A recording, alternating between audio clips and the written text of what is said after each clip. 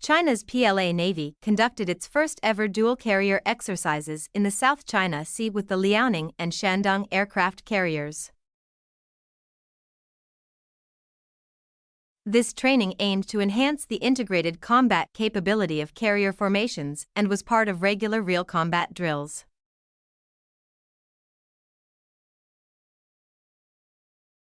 The exercise involved multiple real combat scenarios across the Yellow, East China, and South China Seas from September to October. After the Liaoning Strike Group arrived in the South China Sea, it joined forces with the Shandong Group.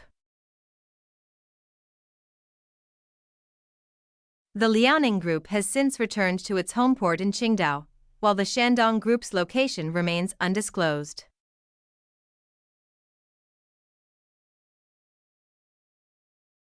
At a Beijing news conference, Senior Colonel Zhang Xiaojiang from the Defense Ministry stated that the dual-carrier exercise was part of the Navy's annual training plan, aimed at enhancing the combat strength of carrier strike groups.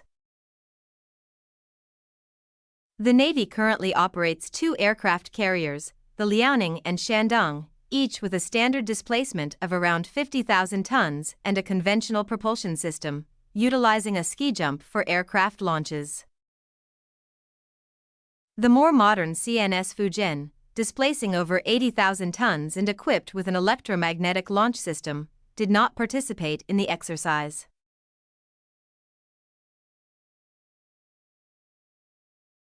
出动准备，飞赴预定空域，展开实战化演练。